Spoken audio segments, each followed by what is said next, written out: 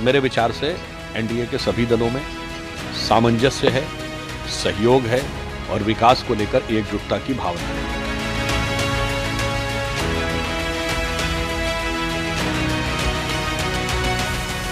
Seat बंटवारे के बाद सिर्फ फुट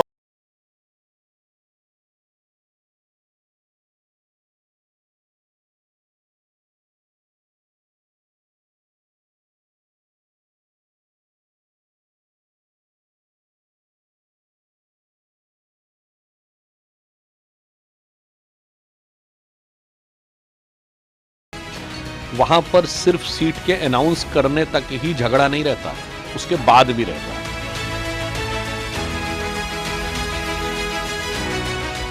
कोई दिक्कत नहीं है, महागठबंधन को एक ऊंचे रेस्पेक्ट के लिए हम कुछ आगे पीछे हो सकते हैं, कोई दिक्कत नहीं है।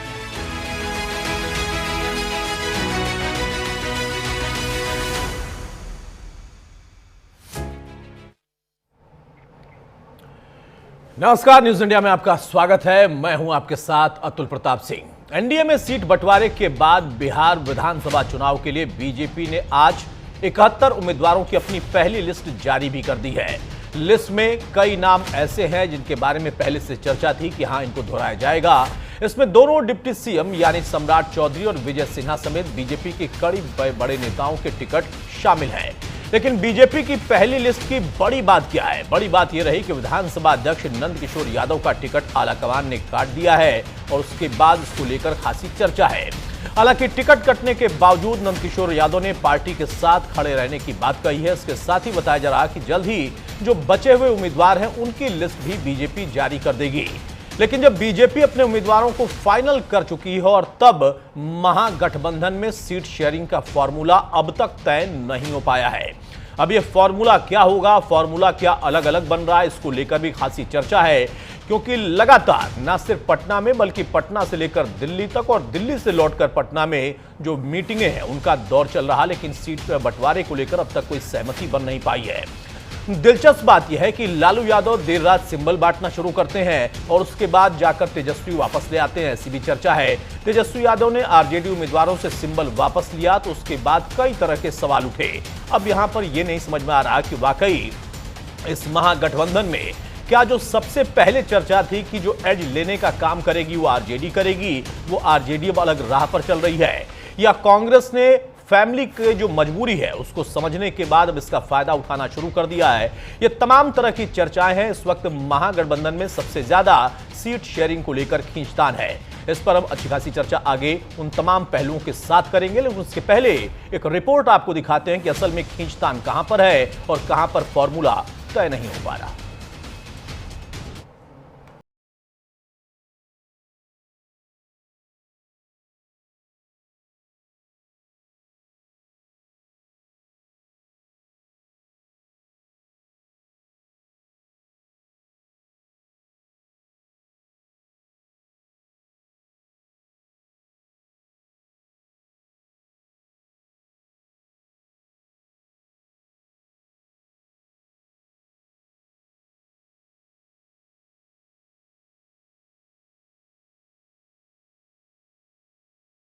कृपाल यादव को दानापुर, मंत्री मंगल पांडे को सिवान, नितिन नवीन को बांकीपुर।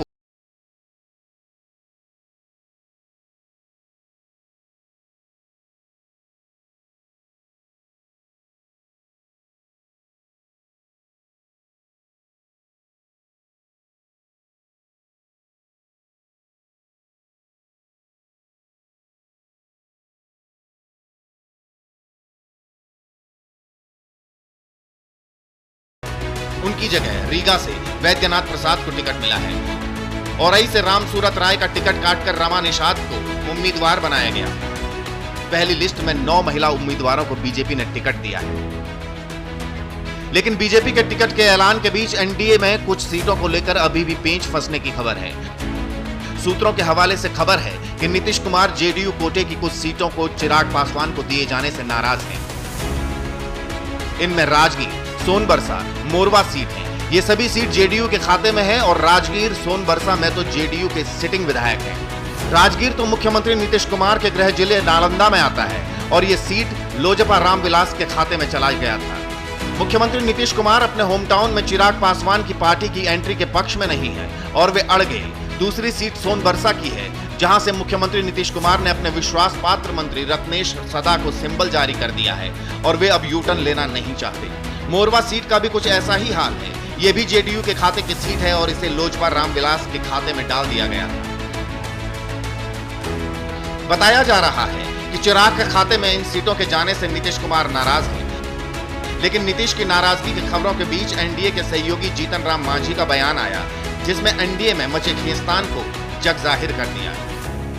उनका गुस्सा एकदम जायज है, मैं उनके गुस्सा से सहमत हूँ। जब डिसीजन हो गया है तब फिर जदयू के सीट पर कोई दूसरा क्यों सिंबल दे रहा है, और हम उनसे सहमत होते हुए हम भी जो बोध गया से पार्टिकुलर नेता का जो सीट मिला है वहाँ और मखदुमपुर से जो सीट मिला है वहाँ भी हम अपना लोगों को सिंबल दे रहे हैं। यानी कि चिराग के उम्मीदवार के खिलाफ हम नाम नहीं जानते हैं, लेकिन हम नीतीश कुमार जी के स्टेप से सहमत होते हुए हम भी 2 जगह अपना सिंबल दे। सीट शेयरिंग के बाद गठबंधन के अंदर खाने कलह बढ़ रही है और यही हालात महागठबंधन में भी हैं। महागठबंधन में तो कई बैठकों के बावजूद सीटों की गुत्थी ही सुलझ नहीं पा रही, सीट शेयरिंग पर बात ही नहीं बन पा रही। और इन सब के बीच आरजेडी सांसद मनोज झा ने सोशल मीडिया पर एक पोस्ट किया, जिसने सियासी गलियारे का तापमान चढ़ा दिया। मनोज झा ने लिखा, रहीमन धागा प्रेम का मत तोड़ो चटकाए, टूटे से फिर ना मिले, मिले गांठ पर जाए, हर अवसर के लिए प्रासंगिक। मनोज झा के इस सोशल मीडिया पोस्ट पर कांग्रेस सांसद इमरान प्रतापगढ़ी ने फौरन रिएक्ट किया। उन्होंने लिखा, पानी आंख में भरकर लाया जा सकता है, अब भी जलता शहर बचाया जा सकता है। यानी महागठबंधन के नेताओं के दिल की आवाज साफ बयां कर रही है कि सीटों का संकट सुलझाने की कोशिश तो हो रही है, लेकिन सबको मनाना, सहयोगियों को साधना बड़ी चुनौती है। गठबंधन में सब ऑल इज वेल है। किसी भी वक्त सीट शेयरिंग की घोषणा कर दी जाएगी। सीट बंटवारे पर अंतिम निर्णय हो चुका है, थोड़ा इंतजार कीजिए, किसी भी वक्त इसकी घोषणा हो जाएगी। महागठबंधन महामजबूती से चुनाव लड़ेगा। लोग तो अपने रेस्पेक्ट के लिए अपने नेता, अपने पार्टी और वर्कर के रेस्पेक्ट से कोई कंप्रोमाइज नहीं, कोई दिक्कत नहीं है। महागठबंधन को एक ऊंचे रेस्पेक्ट के लिए हम कुछ आगे पीछे हो सकते हैं, कोई दिक्कत नहीं है, लेकिन क्वालिटी के साथ कोई कंप्रोमाइज नहीं। बिहार में चुनावी ऐलान के 9 दिन बाद भी महागठबंधन में सीट शेयरिंग पर बात नहीं बन पाई। सवाल है कि आखिर पेंच कहां फंसा है, सीटों का बंटवारा क्यों नहीं हो पा रहा है, और सवाल ये भी, क्या सीट शेयरिंग में देरी होने से चुनाव में महागठबंधन को नुकसान होगा। Bureau report, news India.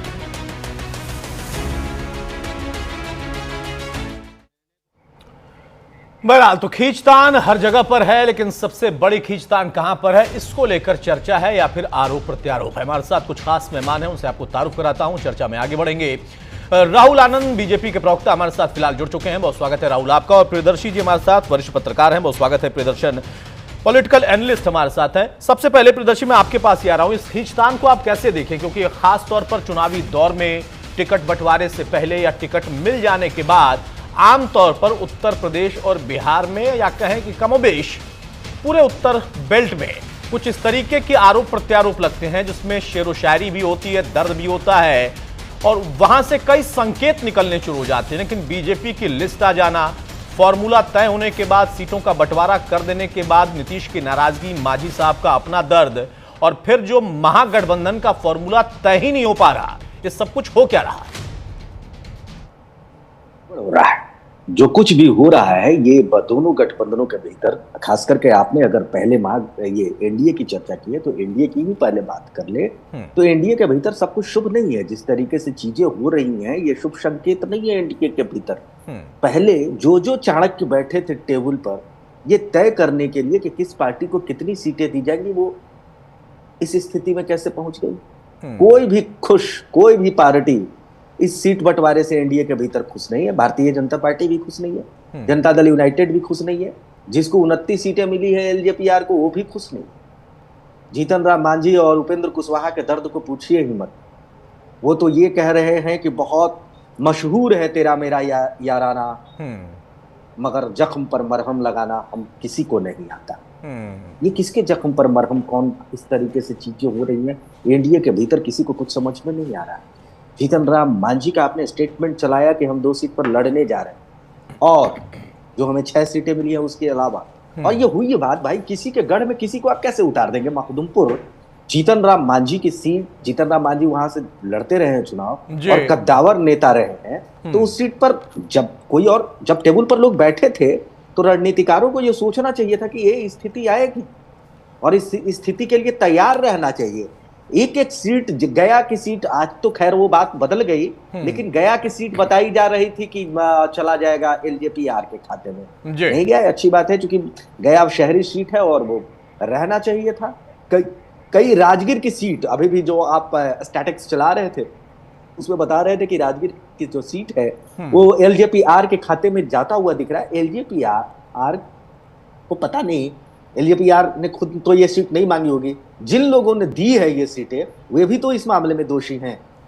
लेकिन कमाल की बात है प्रियदर्शी, वाकई आपने कहा कि वाकई जो इस तरीके की रणनीति बनाई है, कौन से रणनीतिकार थे, क्या गजब का फॉर्मूला निकाला कि जिसको मिल गया वो भी खुश नहीं है और जिसको नहीं मिला है वो तो नाखुश होगा, ये लाजमी है।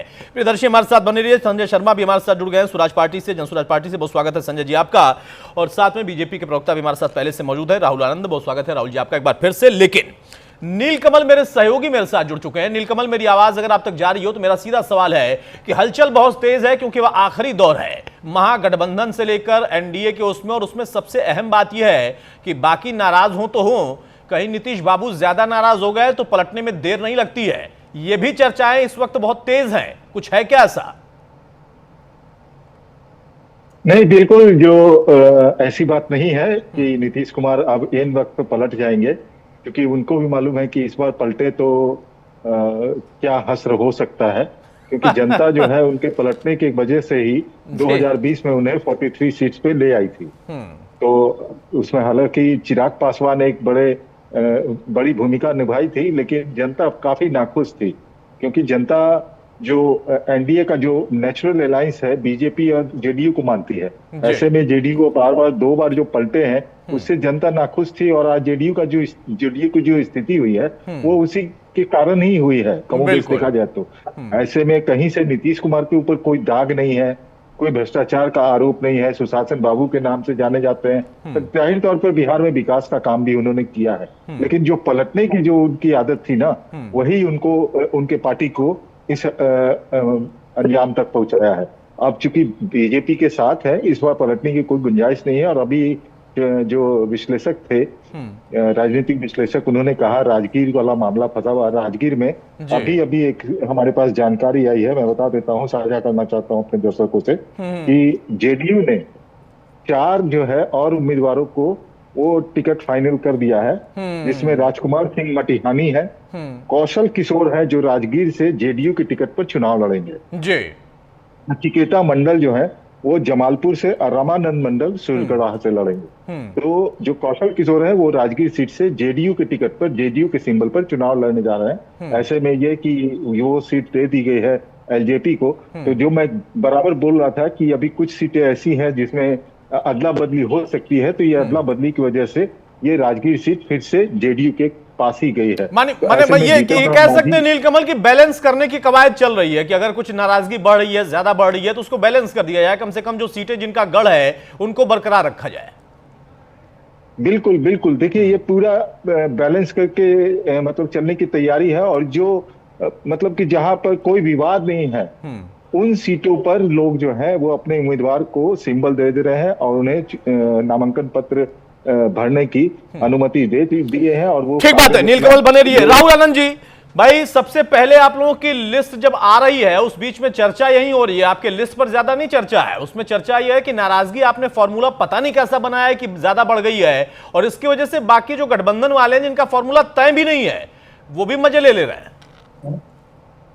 देखिए, बिहार बोले एनडीए ही सही तौर, यानी कहने का मेरा तात्पर्य है कि बिहार की जो जनता है, विकास और स्थिरता ही एनडीए की महत्वपूर्ण पहचान है, ये सभी लोग जानते हैं। और जो बातें ये कर रहे हैं कि हमारे पास सीटों को लेकर जो बंटवारे हो रहे थे उसमें कहीं कोई नाराजगी है, तो मैं आपको एक चीज के लिए बिल्कुल बता देना चाहता हूं बड़ा स्पष्ट रूप से कि हमारे दल में खींचातानी का माहौल नहीं है। हमारे जहां विकास की विचारधारा, वहां एनडीए एकजुटता का परिचय दे रहा है, ये देखने को मिल रहा है। लेकिन जो भी थोड़ी मोड़ी जो नाराजगी नजर आ रही है कैमरे के ऊपर, तो ये महागठबंधन के दौर में अगर आप जाएंगे तो वहां ये ज्यादा चीजें देखने को मिलेगी। अगर महागठबंधन में सीट बंटवारे को लेकर जो भी खींचातानी चल रही है, वो साफ दिखा रही है कि गठबंधन सत्ता के लिए नहीं, अपने स्वार्थ की सिद्धि के लिए किए जा रहे हैं। जहां भरोसा नहीं है, जहां बैठने को तैयार नहीं है, वो लड़ेंगे कैसे साथ, ये उनके ऊपर प्रश्न उठता है। लेकिन मैं आपको इस बात के लिए भरोसा दिला देता हूं कि जो भी कयासें लगाई जा रही है मीडिया के अंदर, आज लगभग भारतीय जनता पार्टी ने अपने प्रथम चरण के लिस्ट को जारी कर दिया गया है। और जो नैरेटिव चल रहा था वो आज के पहले, उसमें एलजेपी के साथ और मतभेद बताने का प्रयास किया जा रहा था। और हम पार्टी की बात कर लीजिए, उपेंद्र कुशवाहा जी की बात कर लीजिए, ऐसा राहुल भाई ना तो इतने ना समझ आप है, ना इतना नाम समझ मैं हूं, बाकी हमारे पैनलिस्ट भी नहीं है। अब नैरेटिव कौन चला रहा था और कौन ऐसा एजेंडा सेट कर रहा था? जो आपके नेताओं के बयान है उसी के आधार पर हम चर्चा कर रहे हैं। मांझी साहब अपना दर्द बयां कर रहे हैं, वो कह रहे हैं कि आप हमारे गढ़ में आएंगे तो हम भी उतारेंगे। अब इसी बयान पर तो हम चर्चा कर रहे हैं राहुल भाई। देखिए, शब्दों का माया जाल है। अगर इस शब्दों को पकड़ा जाए तो कहा जाए, ये भी तो हो सकता है कि उनके कहने का तात्पर्य ये रहा हो कि अगर महागठबंधन के लोग हमारे यहाँ आएंगे तो हम अपने भी उतारेंगे। तो हम अपने क्यों उतारेंगे? नहीं, ये तात्पर्य तो आप ही निकाल सकते हैं। ये तात्पर्य तो आप ही निकाल सकते हैं। गढ़ उनका, सीट आप एलजेपी को दे दें और बताएं कि महागठबंधन वालों को बोल रहे हैं, ये तात्पर्य तो आपसे बेहतर कोई नहीं निकाल सकता। देखिए, एक बात और मैं आपको बताना चाहूंगा बिहार के परिवेश में, कि बिहार की जनता देख रही है कि महागठबंधन विकास पर नहीं, वितरण पर झगड़ा कर रहा है। बिहार की स्थिरता चाहिए, जो मजबूती से सरकार को चला सके और राज्य हित के कामों को कर सके। और हमने कहा कि एनडीए पूरी तरह इंटैक्ट है। अभी तक लिस्ट आने के बाद किसी ने किसी प्रकार की कोई टिप्पणी नहीं की है। इसका मतलब बिल्कुल स्पष्ट है कि जो चुनाव के रण में जिसका इंतजार है, उसमें हम जल्दी ही मिलने वाले हैं अपने प्रत्याशियों से। अच्छी बात है, इसके लिए मैं शुभकामना देता हूं कि चुनाव के रण में आप लोग जल्दी मिलने वाले हैं। कि रण से पहले जो रण है ना, हम चर्चा उस पर कर रहे हैं। और ऐसा नहीं है कि आप ही के हैं, आपके एनडीए गठबंधन में ही है। महागठबंधन में तो ऐसा रण है कि पता ही नहीं है कि वो लड़ किससे रहे हैं। बताइए भाई डॉक्टर मधुबाला, कांग्रेस की स्थिति क्या है? आप लोग अकेले ट्रैक पर जा रहे हैं कि नहीं? क्योंकि एनडीए का फॉर्मूला वो चर्चा में है और नाराजगी खुलकर आई है, ये भी चर्चा में है। आप क्या चर्चा किस बात की करें, इस पे ही चर्चा नहीं है, फॉर्मूला है क्या? सब कुछ साफ हो जाएगा और बहुत जल्द, आज ही साफ हो जाएगा। और जहां तक आप बात कर रहे हैं, आप देख लीजिए ना एनडीए में क्या चल रहा है। सब अब फिर से पलटने की भी ये बातें आ रही हैं। और सब कुछ जब इतना ही ठीक ठाक था, तो ये फिर पलटने की और जो धक्कम मुक्कम कर निकाला गया, वो आखिर कहाँ से आया और क्यों? जो उनकी विनिंग सीट है उस पे विकास की बात कर रहे हैं। ये विकास धड़ाधड़ पुले गिर रही हैं, धड़ाधड़ सब कुछ लूट खसोट को लेकर के ही इनके यहाँ जो धंधा चल रहा है पूरा का पूरा टिकट बंटवारे। मधुबाला जी, अब जब चुनाव आ ही गया है, उसके बाद आप लोग हो सकता है सत्ता में आ जाए गठबंधन में, उसके बाद अब जो पुल है उसको मजबूत बना दीजिएगा। इसके लिए मैं शुभकामना दे रहा। मेरा सवाल यह है कि उनके यहाँ तो नाराजगी है, तो खुलकर पता तो है आपके यहाँ कोई टिकट क्या सिंबल अपना बांट दे रहा है, कोई बेटा जाकर वापस ला रहा है? चर्चा ये है कि 70 सीटें आप मांग रहे थे, बाद में खबर आई कि खड़गे साहब बैठक कर रहे हैं कि नहीं भाई 243 पर हम सब उतार देते हैं, आप ले आइए, लिस्ट बनाकर ले आइए। असल में क्या चल रहा है, कुछ जानकारी है? ऑल इज वेल, सब ठीक है। थोड़ी सी 2-3 सीटों को लेकर के जो चल रहा है वो भी आज रात तक क्लियर हो जाएगा, सब कुछ ठीक रहेगा। कहीं कोई नाराजगी नहीं है, कहीं कुछ नहीं है। कब तक साफ हो जाएगा मैडम? आज रात तक साफ हो जाएगा। तो मतलब अलग अलग साफ हो जाएगा, आप ये कह रहे हैं? गठबंधन ही साफ हो जाएगा? ये तो वक्त बताएगा, आने वाला समय वक्त बताएगा। मतलब अगर आप ये संकेत दे रही हैं तो मैं दे दूं ब्रेकिंग न्यूज, ये तो वक्त बताएगा। मतलब आप कह रही हैं कि इसकी संभावना है। भाई प्रियदर्शी जी, नीलकमल, इसको ध्यान से सुनिए। आप ये कह रही हैं कि ये तो वक्त बताएगा, मतलब ये हो सकता है कि गठबंधन की राह अलग जा सकती है। यानी आप आरजेडी को अलग ले जाकर कांग्रेस को अलग ले जाने की बात कह रही हैं, इसकी संभावना है ना मधुबाला जी? मैं ये बिल्कुल ये नहीं कह रही। अब देखिए, शब्दों का माया जाल अभी बता रहे थे राहुल भाई। आप बिल्कुल शब्दों का ही माया जाल नहीं, बहुत चीजों का माया जाल चल रहा है। आप देख लीजिए ना गठबंधन में कितना माया जाल चल रहा है। ठीक है, एक जल्दी से एक छोटा सा कमेंट लेता हूं संजय जी से, उसके बाद एक बड़ी खबर आ रही है। संजय जी, भाई देखिए, लिस्ट तो आप लोगों ने सबसे पहले ला दी सामने, लेकिन अब बीजेपी की लिस्ट आ गई है। थोड़ी सी नाराजगी वहां पर दिख रही है। क्या इन नाराजगियों के बीच में आप लोगों का स्कोप बढ़ता जा रहा है कि हाँ आप लिस्ट में भी आगे हैं, आपके यहां कोई नाराजगी नहीं है, सब नए चेहरे हैं, नए लोग हैं, प्रयोग अच्छा होगा? अपनी आवाज अनम्यूट कर लीजिए।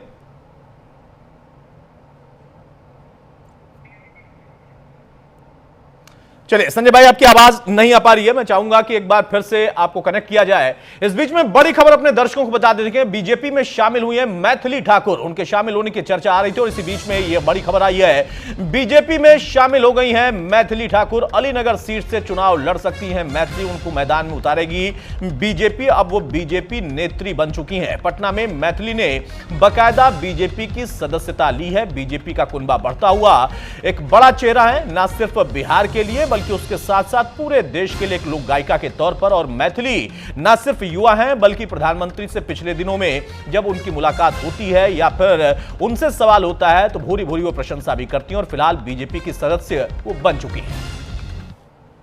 बहुत बहुत धन्यवाद। भारतीय जनता पार्टी और इस मीडिया सेंटर में हमें बहुत खुशी हो रही है कि हमारे बीच दो ऐसे हस्ती जिन्होंने भारतीय जनता पार्टी के विचारधारा को पसंद किया और भारतीय जनता पार्टी में आज अपना ज्वाइनिंग उनका हो रहा है। ऐसे श्री भरत बिंद जी हैं, राष्ट्रीय जनता दल से सम्मानित विधायक। संजय जी, मेरी आवाज अब तक आ रही है? शायद नहीं आ रही है। प्रियदर्शी जी, एक बहुत जल्दी से आपसे कमेंट और उसके बाद अब देखिए बीजेपी का कुनबा भी बढ़ रहा है, लेकिन एक स्कोप की बात अभी भी कांग्रेस की प्रवक्ता कर रही हैं। खींचतान का यह दौर बिल्कुल आखिरी मोड़ पर हम कह सकते हैं कि मान लें दोनों ही तरफ है, लेकिन अगर हम पर्टिकुलर एनडीए की नाराजगी या उनके घटक दलों का जो दर्द है वो निकलकर सामने आया, इससे क्या कोई बहुत बड़ा बदलाव आप लगता है, आपको उम्मीद कर रहे हैं कि हो सकता है? क्या इस दर्द से किसी को बड़ा नुकसान पार्टी के अंदर या गठबंधन के अंदर हो सकता है?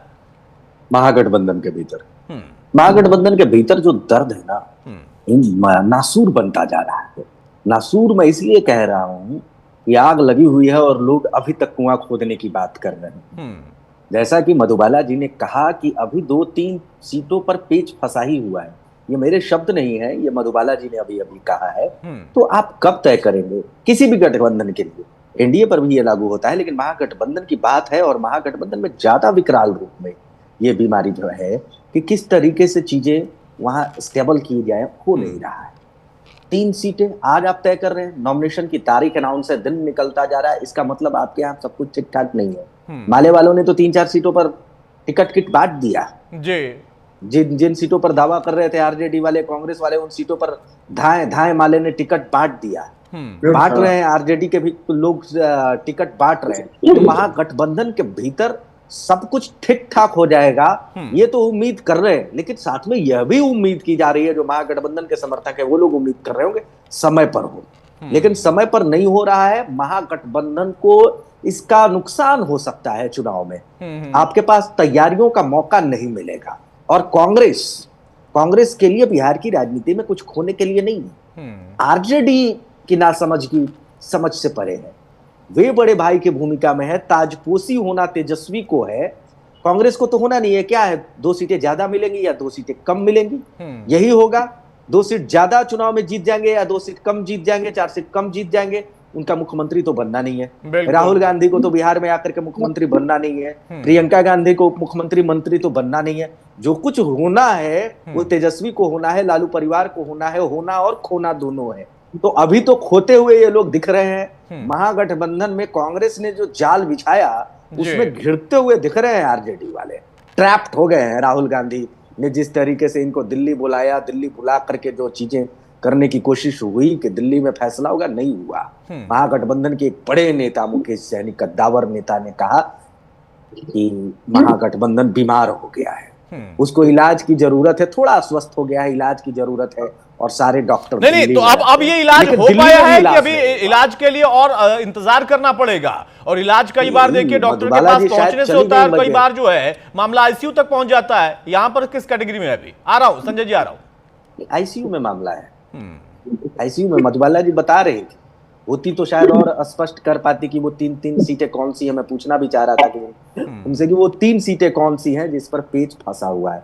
महागठबंधन पूरी तरीके से लग रहा है कि सीट बंटवारे के लाइलाज बीमारी में गिर चुकी है और शायद 2025 में उनके बीच नई ये मामला सुलझने जा रहा है और चीजें कुछ इस तरीके से होने जा रही हैं कि ठीक है, गठबंधन तो नहीं टूटेगा लेकिन फ्रेंडली फाइट कई सीटों पर होने जा रहा है। कुछ ऐसी सीटें होंगी जहां आरजेडी भी अपना उम्मीदवार खड़ा करेगी, जहां माले भी उम्मीदवार खड़ा कर देगी, बिल्कुल कुछ ऐसी सीटें भी खड़ा हो जाएगा जहां कांग्रेस भी सीटें खड़ा करे, अपना उम्मीदवार खड़ा करेंगे और आरजेडी भी। तो मैं मानता हूं कि अब ये गठबंधन नहीं, अब सिर्फ ये फ्रेंडली फाइट का मामला, यानी महागठबंधन में स्थिति ज्यादा विकट है। भले वो कहते रहे, उनके पार्टी के नेता प्रवक्ता दर्शाते रहे कि नहीं आप उधर ज्यादा देखिए, हमारी तरफ कम देखिए, लेकिन आपकी तरफ लोगों की निगाहें बरबस इस वजह से चली जा रही हैं क्योंकि आपने ही ना सिर्फ बीमारी का जिक्र किया है बल्कि उसके साथ साथ आपने कहा कि नहीं शहर जल रहा है।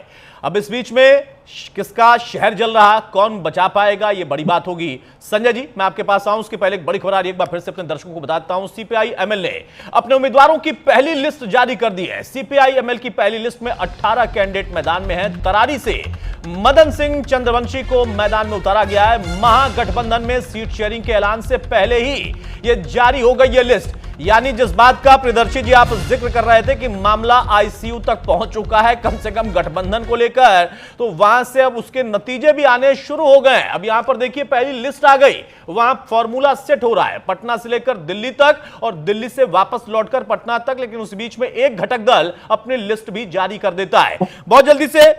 संजय शर्मा, एक छोटी सी टिप्पणी आपसे, दोनों ही गठबंधनों पर आप लोगों को उनके यहां की खींचतान, लड़ाई, फॉर्मूला बनना ना बनना, बनने के बाद फिर कुछ नाराजगी होना, इससे आनंद बहुत आ रहा होगा। आपको लग रहा होगा कि नहीं इस बार कम से कम एक पार्टी ऐसी है जिसने पहले लिस्ट भी दे दी है और बड़े आराम से चुनाव लड़ रही है, सबको देख रही है दूर से। देखिए, जिस तरह से निष्पक्ष भाव से हमारी पार्टी और हमारे नेता ने जिस तरह से लिस्ट जारी पहली भी किया, दूसरा भी किए, इस तरह से हम लोग आगे चुनाव लड़ेंगे और बिहार में बदलाव करने का प्रयास कर रहे हैं, काम कर रहे हैं। तो ये हम लोग का ये वादा है कि बिहार को बदल के रहें और निश्चित रूप से आप विश्वास कीजिएगा, जिस तरह से हमारे नेता का व्यू है और विजन है, लक्ष्य है, तो निश्चित रूप से बिहार की जनता का विकास होगा और बदलाव होगा बिहार। आप देख लीजिए कि हम किसी भी समाज के साथ कभी नाइंसाफी नहीं किए। हमारा जो भी दूसरा लिस्ट भी जारी हुआ, सभी समाज के लोग हमसे संतुष्ट, हमारी पार्टी से संतुष्ट। तो निश्चित तौर से ये लोग जो कर रहे हैं, महागठबंधन और एनडीए के लोग जो कर रहे हैं, ये जो मछली बाजार लगा के रखे हैं, बोली लग रही है। मैं आपको स्पष्ट रूप से बता रहा हूं, ये बोली लग रही है। और दूसरी एनडीए की जो लड़ाई है, माननीय मुख्यमंत्री नीतीश कुमार जी को जो छोटा करने का इन लोगों ने, नीचे दिखाने का इन लोग जो प्रयास किए, बस इसी का लड़ाई है। मुख्य तौर से यही लड़ाई है कि नीतीश कुमार को 101 सीट, बीजेपी को 101 सीट। इससे क्या हो गया कि नीतीश कुमार हमारे बराबरी हो गए। नीतीश कुमार जी कहाँ इगोइस्ट, तो महा इगोइस्ट आदमी है, कहाँ चुप रहने वाले लोग हैं। रात में ही ड्रामा शुरू हो गया, गठबंधन टूटने की बात हो गई। नहीं तो ये कह के आप नीतीश बाबू को उकसा रहे हैं क्या? अभी तक तो आप नीतीश कुमार की बुराई कर रहे थे, अब कह रहे हैं कि नहीं नीतीश बाबू को कमतर कर दिया गया। अब तक तो प्रशांत किशोर हर मन से इसी बात का जिक्र कर रहे थे, बीजेपी से कम लड़ रहे थे, उनसे ज्यादा लड़ रहे थे, उनके पुराने साथी भी रहे हैं, और अब आप कह रहे हैं कि उनका सम्मान कम कर दिया गया। देखिए रात में ही ड्रामा हो गया। ये नीतीश कुमार के साथ नाइंसाफी है कि नहीं है? बिहार के साथ नाइंसाफी में आपको इतनी चिंता क्यों हो रही है संजय जी? क्यों चिंता होगा, हमारे राजा हैं, चाहे किसी दल के हो, हमारे बिहार के राजा तो हैं। चलिए अच्छा है, कम से कम उनको राजा आप मान तो रहे हैं। अभी तक तो आप कह रहे थे कि राजा लुटेरा है। जब तक वो है राजा है तो राजा का सम्मान तो होना ही चाहिए। हम लोग कहाँ उनका सम्मान करते हैं, हम लोग भी सम्मान करते हैं उनका। नीतीश जी जब तक होश में थे सब कुछ ठीक था, जब वो अनबैलेंस हो गए तब ये सब चीजें हो रही। इसका यही भुगतान सबको, बिहार को, जनता को भुगतना पड़ेगा कि आज हमारे नीतीश कुमार जी माननीय मुख्यमंत्री आज होश में नहीं, सेंस में नहीं है, और इसका पूरा फायदा एनडीए के लोग उठा रहे हैं। ये कहीं ना कहीं से नाइंसाफी है और जिस तरह से एनडीए के लोग कर रहे हैं, हाँ। ये भुगतना पड़ेगा इन लोगों को। अगले चुनाव अभी जो है 14 नवंबर को ये लोग देख लेंगे, इसका रिजल्ट इन लोग को दिख जाएगा।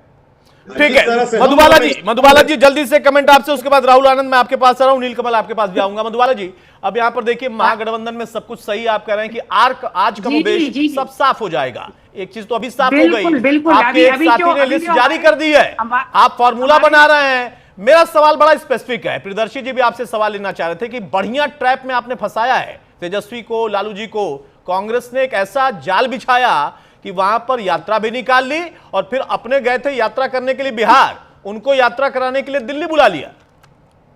अब यही तो बात है ना, कहते हैं ना कि मोहब्बत और जंग में सब जायज है। क्या हो रहा है, किसकी सेहत बिगड़ गई है? मोहब्बत है कि जंग है, क्लियर तो कर दीजिए।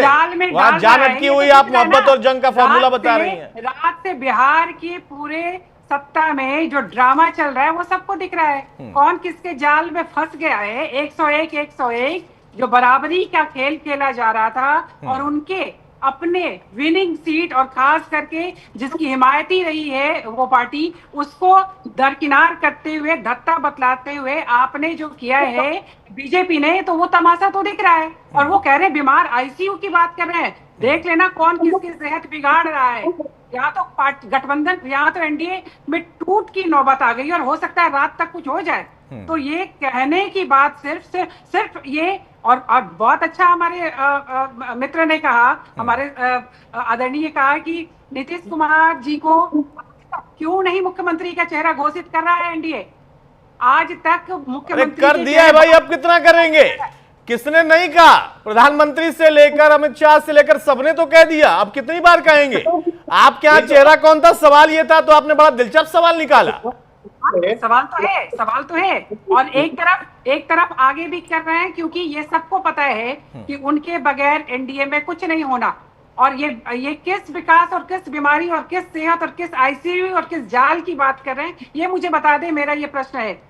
नहीं आप तो प्रश्न पूछ लिए, मेरे वाले प्रश्न का आप जवाब दे दीजिए ना कि आपके साथी तो लिस्ट लेकर आ गए हैं। कभी ये नहीं निश्चित तौर पे कहा कि 3 सीटों का मामला, मैंने कहा 2-3 सीट, और हर जगह हमारे यहाँ तो सिर्फ 2-3 सीट का मामला है। राहुल आनंद से गिरा, इस पर जवाब ले लेता हूँ, उसके बाद फिर मैं लौटूंगा नीलकमल के पास भी, प्रियदर्शी जी के पास भी। राहुल आपने सुन लिया भाई, बड़ी चिंता हो रही है जनसुराज को भी, कांग्रेस को भी, नीतीश बाबू के स्वास्थ्य से लेकर उनके सीटों तक। जदयू को आपने 101 करके बराबर कर दिया, कमतर कर दिया। ये चिंता अचानक से क्यों भर गई तमाम उन पार्टियों में जो कि धुर विरोधी हैं, उनकी भी और आपके गठबंधन की भी?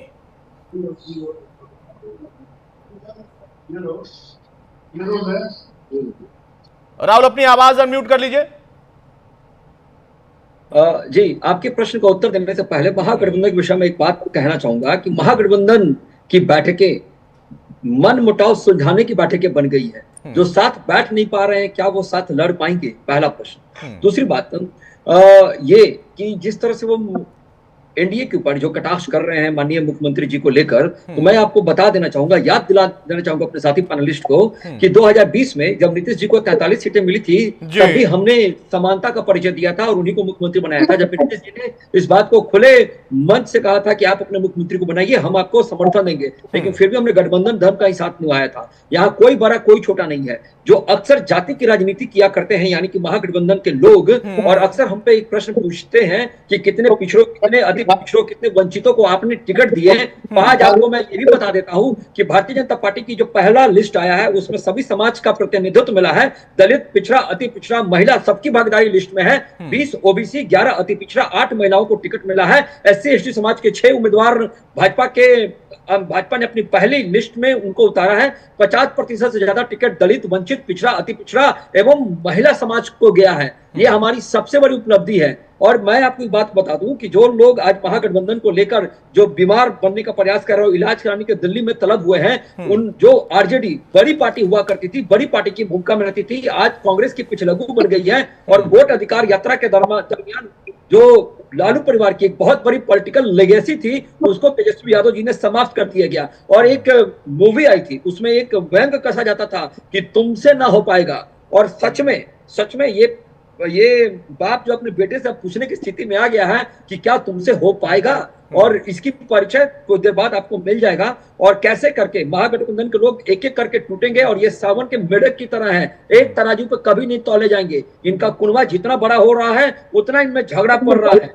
कोई डिप्टी सीएम मांग रहा है, कोई कह रहा है कि हमारा डिप्टी सीएम होना चाहिए, कभी 3 फॉर्मूले डिप्टी सीएम पे चल जाते हैं। लेकिन हमारी संगठन में एक सबसे महत्वपूर्ण एक ही बात आवाज आ रही है, भले टिकट को लेकर आगे पीछे कुछ हो रही होगी परिस्थिति में, लेकिन परिवर्तन कहीं नजर नहीं आ रहा होगा। और हमने तेवर भी है और क्लेवर भी है, तभी आज हमने अपनी लिस्ट को जारी किया है और कहीं से किसी प्रकार की कोई आवाज नहीं। तेवर और फ्लेवर तो ठीक है, लेकिन कलेश भी है, ये भी तो है राहुल भाई, कलेश नहीं है। देखिए, जब किचन में आप बर्तन रखेंगे तो थोड़ा सा खटखटाता ही है, लेकिन ज्यादा खटखटाता है तब चर्चा होती है ना। सारी बातें खुद ही कह रहे हैं, हल्की आवाज पर कहाँ कोई कहता है, सबको पता है किचन में है, बर्तन व्यवस्था और प्रथा। और जिस बरसात की मेंढक की आप बात कर रहे हैं ना, यहाँ तो केकड़े वाली हाल है, सभी एक टोकरी में बैठ के एक दूसरे की पैर खींच रहे हैं, यहाँ तो केकड़ेबाजी वाली हाल हो रही है। मेंढक तो फिर भी फ्री है ना, उछल ले रहा है, यहाँ तो केकड़ेबाजी हो रही है। राजनीति में देखिए, एक तराजू पर आप तो ले आए थे मेढक को, उन्होंने केकड़ा को ला दिया टोकरी में, और केकड़े एक ही टोकरी में रखे जाते हैं और एक साथ रहकर एक दूसरे को कई बार काट भी देते हैं। कभी-कभी यहाँ कह रहे हैं डिप्टी सीएम को लेकर के, अभी क्या हुआ, अभी कह रहे हैं कि डिप्टी सीएम को लेकर के फॉर्मूले आ रहे हैं, तो आपके यहाँ कौन बैठे हुए डिप्टी सीएम में? सारे दागदार, सारे, कुछ नहीं हो सकता। तो आपके माननीय महासम्राट चौधरी जी हो या फिर आपके जायसवाल जी हो, सारे लोगों पे क्या हो रहा है? आपके यहाँ बहुत सब कुछ बेदाग है, दागदार है, कहने में कुछ जाता है क्या? इस बार जनता तय करेगी कि क्या तय तो जनता ही करती है, कौन बेदाग। अब जनता ही तय करती है, फिर बेदाग वाले पर आप ज्यादा सवाल मत करिए, वरना वो सवाल आपके गठबंधन के साथी पर उठा देंगे। अभी भी ताजा मामला हुआ है, आरोप तय हुए हैं, और उसी के बाद नहीं, एक मिनट मधुबाला जी, अभी तक कांग्रेस 70 सीटों की डिमांड कर रही थी, लेकिन जैसे ही पता चला कि हाँ आरजेडी और आरजेडी प्रमुख या उनकी फैमिली थोड़ा सा दबाव में हो सकते हैं, वैसे ही आपके प्रमुख ने, आपकी पार्टी के अध्यक्ष ने देखिए 243 का आंकड़ा सेट करना शुरू कर दिया।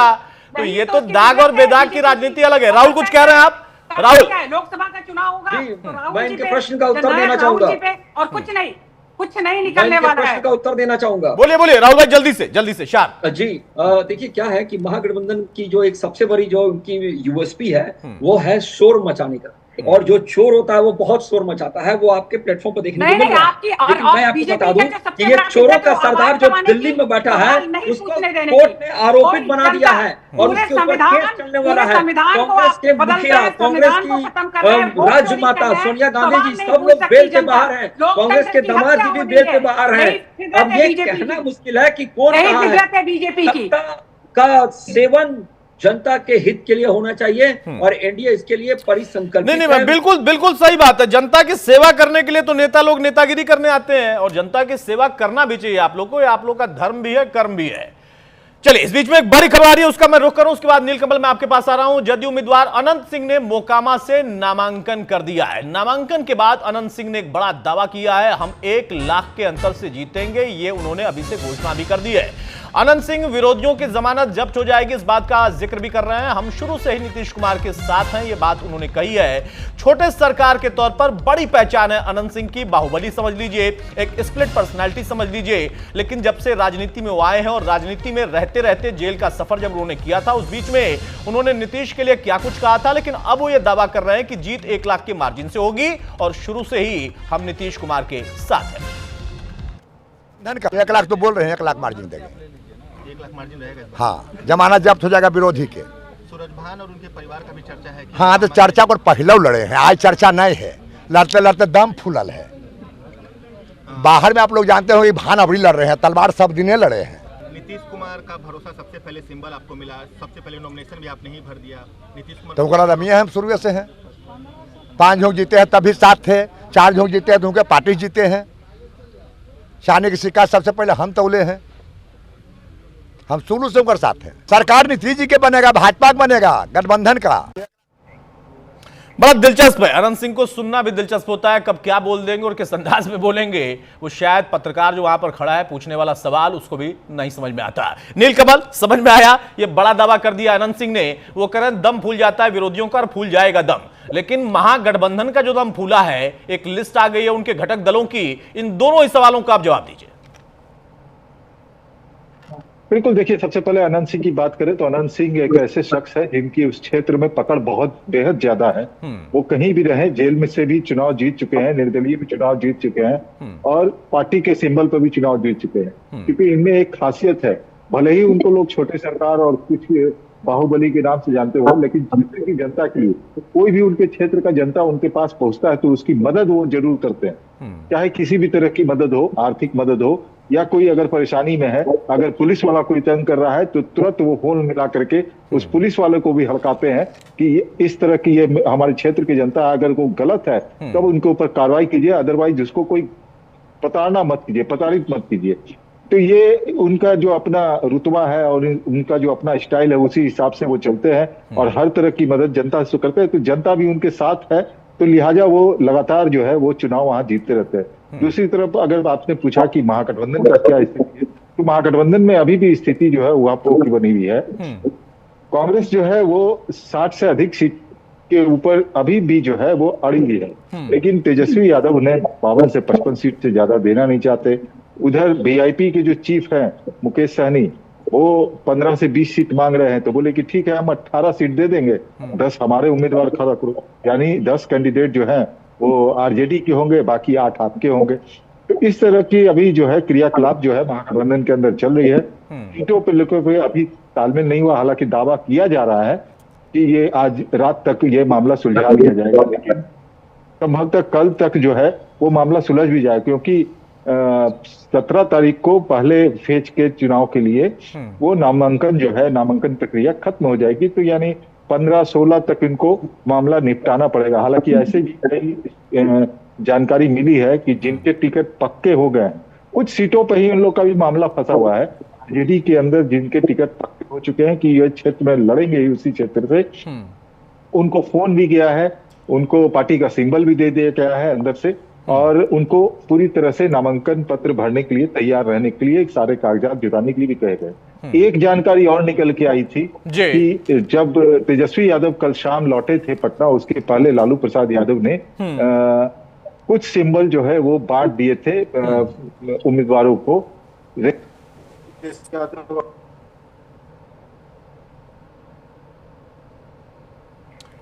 नीलकमल, आपकी आवाज नहीं आ रही है, मैं चाहूंगा एक बार फिर से आपको कनेक्ट किया जाए, उसके बाद मैं आपसे जानकारी लूंगा। प्रियदर्शी जी, आपसे कमेंट लूं उसके पहले संजय जी, बहुत जल्दी से जिस तरीके के डेवलपमेंट अब हो रहे हैं उसमें कमोवेश ऐसा लगता है कि सभी ने अपनी अपनी लाइन क्लियर कर ली है। साथ रहना है तो कितनी नाराजगी के साथ रहना है या कितने प्यार से रहना है, और अब वहां पर आखिरी दौर में ऐलान हो ही जाएगा। लेकिन महागठबंधन की अगर कोई तोड़फोड़ ऐसी दिखती है, राह अलग जाती हुई दिखती है, या फिर आखिरी समय में कोई वो बैलेंसिंग ऐसा फॉर्मूला निकाल भी लेते हैं, जैसा प्रताप इमरानगढ़ी कहते हैं कि शहर बचाया जा सकता है, बचा लेंगे, तो उसके बाद उसका राजनीतिक तौर पर कितना लाभ आप लोगों का दल ले पा रहा है, उनके गठबंधन में टूट का, नाराजगी का? देखिए, स्पष्ट रूप से हम जानते हैं और आपके चैनल के माध्यम से पूरी बिहार की जनता को बता देना चाह रहे हैं, जिस तरह से हम लोगों ने मुहिम छेड़ी है, हमारे नेता ने छेड़ने का काम किया है बिहार बदलने का, तो निश्चित रूप से बिहार की जनता ये मन बनती है इस बार बिहार को बदलना है। और ये भ्रष्टाचार जो चल रहा है, जो भ्रष्टाचार में लीन है बिल्कुल सरकारें, ये महागठबंधन और ये एनडीए की सरकारें, इनको ध्वस्त कर देना है और नया से प्रशांत किशोर जी को, हमारे नेता को यहाँ का सरकार में आना है, सरकार बनाने का न्योता मिलता है बिहार की तरफ से। तो बिहार की जनता पूरी तरह मन बना चुकी है, हम लोगों को आशीर्वाद दूंगी। और देखिए, ये लोकतंत्र में और राजनीति में इतिहास में पहली बार ऐसा हुआ है कि नॉमिनेशन का डेट आज 5वां दिन और आज तक किसी पार्टी ने लिस्ट जारी नहीं की सिवाय जनसुराज। ये देख लीजिए कितना बड़ा ये लोकतंत्र के महापर्व का और मजाक के लोग उड़ा रहे हैं सभी प्रत्याशियों को। ये क्या मतलब है? ये तो जनता देख रही है ना, इसका जवाब तो जनता देगी इन लोगों को, और इन लोगों को ये भुगतना पड़े। अभी ठीक बात है जनता। प्रियदर्शी जी भाई, इसमें तो कोई शक नहीं है, जनसुराज वाले इस बारे में इस बात का जिक्र करते हुए एज ले जाते हैं कि हम सबसे पहले हैं, सबसे अव्वल है। अब राजनीतिक तौर पर जब परिणाम आएगा कितने अव्वल होंगे, क्योंकि इनके पास खोने के लिए कुछ नहीं है, पाने के लिए बहुत कुछ है, पूरा आसमान है। लेकिन अब यहां पर जिन लोगों की इतने लंबे समय तक एक भूमिका रही है गठबंधन को बचाने की, बनाने की, और बड़े नेताओं थिंक टैंक की बात कर ले, वो दिल्ली तक आते हैं, बीमारी दूर करने का दावा करके जाते हैं, लौटकर कोई सिंबल बांट रहा है, कोई सिंबल वापस ले रहा है। ये क्या आमतौर पर होता रहा है या परिस्थितियां इस बार कुछ ज्यादा ही विकट हो रही हैं महागठबंधन के लिए? और उनके अलायंस अगर अपनी सीटें शेयर करने लगे हैं, लिस्ट आने लगी है, तो क्या उसमें उन्होंने अपनी राह खुद से चुनी है या ये विकल्प उनके पास था या ये मजबूरी थी? देखिए, मजबूरी है और इसका इलाज महागठबंधन के लोग नहीं ढूंढ पा रहे हैं। और सिर्फ महागठबंधन ही नहीं, जब बात गठबंधनों की हो तो उसमें एनडीए को भी शामिल करके लिया जाना चाहिए। जिस तरीके से एनडीए के भीतर भी सीट बंटवारा हुआ वो स्मूथ नहीं था, कोई नहीं कह सकता है। तो चिराग पासवान ने जो अंगद का पैर अड़ा रखा था उसको आप कितना सही मानते हैं? नहीं सही मानते हैं।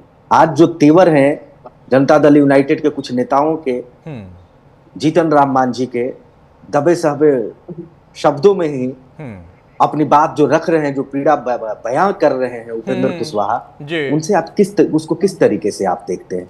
तो ये दोनों गठबंधनों, आज की तारीख में गठबंधन धर्म जो हुए उसकी ही समीक्षा करने की बात आ गई है कि बहुत सारी पार्टियां हो गई हैं। ऐसा पहले जो आप कह रहे थे कि पहले हुआ क्या था, ऐसा पहले नहीं हुआ था।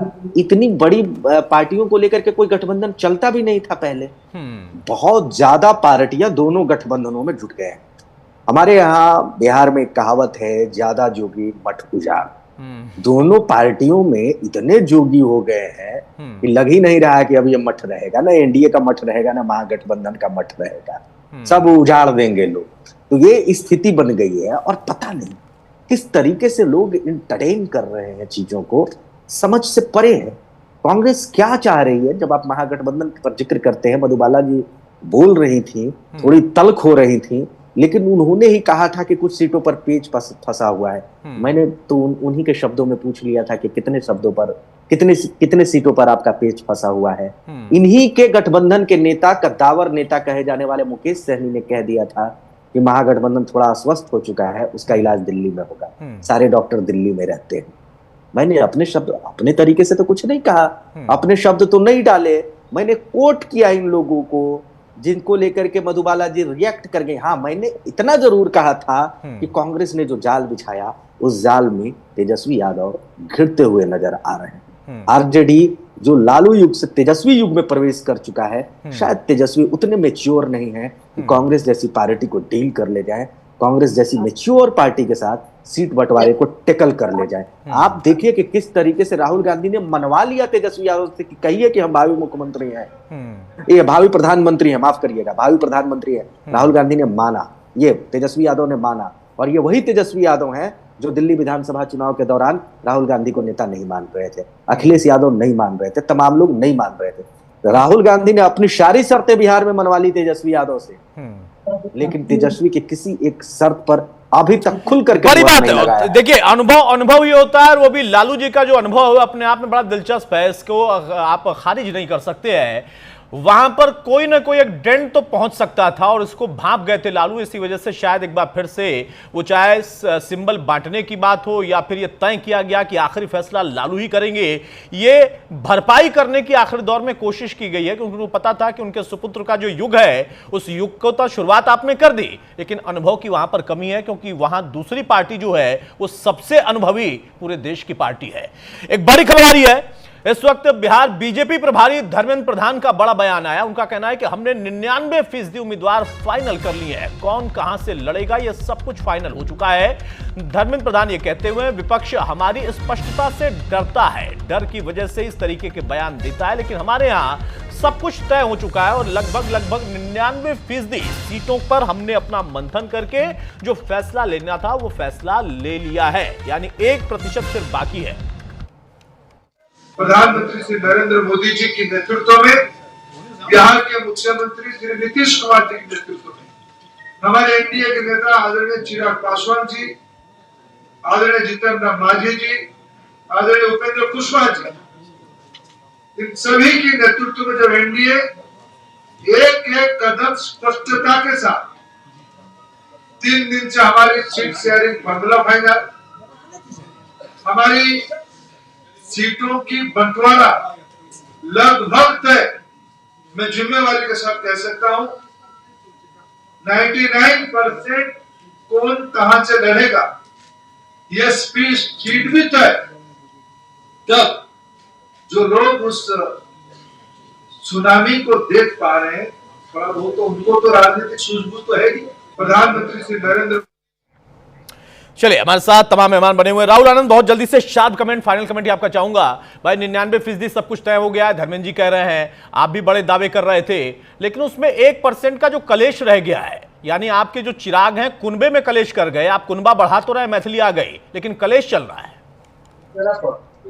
देखिए, नजरें बदलो तो नजारे बदल जाते हैं, और अगर स्वाभाविक रूप से अगर देखा जाए गठबंधन धर्म के बारे में, तो हमारे गठबंधन धर्म बहुत ही इंटैक्ट है, और हमने अक्सर इस बात का प्रेरणा लिया है कि चाहे कैसी भी परिस्थिति हो, हम परिस्थितियों में अपने गठबंधन धर्म का पालन करेंगे, और अपने जो व्यवहार और अपना जो विचार है उससे हम सबको प्रेरित करेंगे और प्रेषित करेंगे जनता के बीच में उन शब्दों को जिसके लिए जनता इंतजार कर रही है। ठीक बात है। मधुबाला जी, भाई जलता शहर बच जाएगा, शार्प कमेंट। मोबाइल के चार्जर रख के ना, मधुबाला जी मेरी आवाज आ रही है? गाड़ी लगा के शायद मेरी आवाज नहीं आ पा रही। संजय जी, फाइनल कमेंट आपका। जी भाई काफी उठापटक चल रही है। उठापटक चल रही है, आप समझ ही रहे हैं। ये तो बोली लग रही है, बोल जो डांक होता है ना, ये डांक लग रही है। ये सीट बंटवारा नहीं हो रहा है, एनडीए का सीट बंटवारा नहीं चल रहा है, डांक पुलवल हो रहा है, बोली लग रहा है। कौन कितना सीआर देगा, उसको टिकट फाइनल होगा, ये चल रहा है। आप तो स्पष्ट देख रहे हैं, पूरे बिहार की जनता देख रही है। ठीक बात है। नीलकमल बहुत जल्दी से सिर्फ इतना बताइए, अपनी बात भी पूरी कर लीजिएगा। सिंबल वाला जो चल रहा था रात तक, अब उसको हम कितना और विस्तारित होते देख सकते हैं, या अब कम से कम उसका पटाक्षेप हो जाएगा? जो बात यहाँ पर प्रदर्शी कह रहे थे कि थोड़ा तो ट्रैप कर दिया तेजस्वी को या उनके युग को, जिसकी शुरुआत एक बार फिर से हो रही थी कांग्रेस ने। बिल्कुल, देखिए एनडीए की जहां तक बात है, एनडीए में तकरीबन सारे सीटों पर मामला सुलझ चुका है।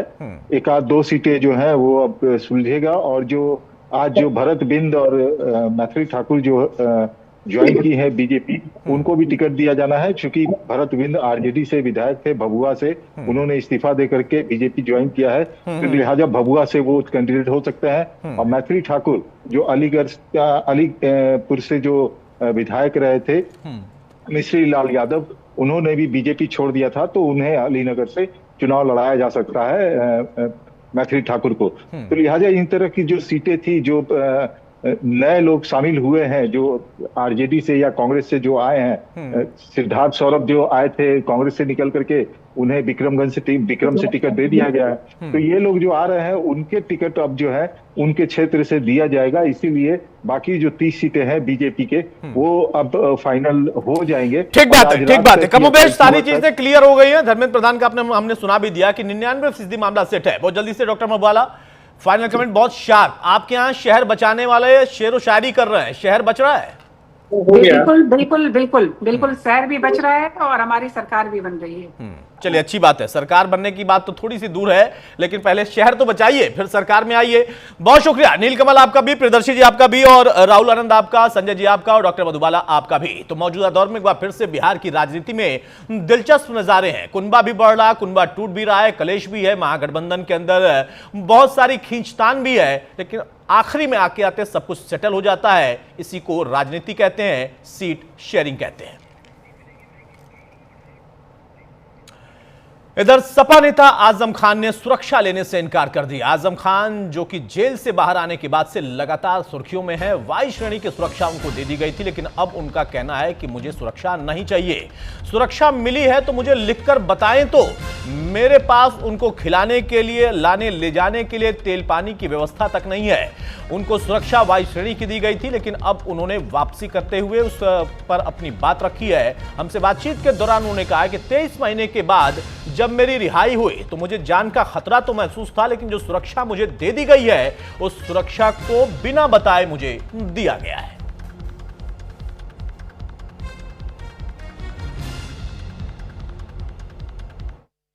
नहीं थी मेरे पास, जो फॉर्मर एमएलएस को मिलती है, एमपी एमएलएस को 1-2 गनर मिलते हैं। जेल से मैं आया तो ऐसे ही फिर रहा था, फिर 2-1 पुलिस वाले आ गए, मालूम हुआ कि सुरक्षा आ गई। मैंने कहा कि भाई मैं ऐसे नहीं मानूंगा, मुझे कुछ लिखकर मिलना चाहिए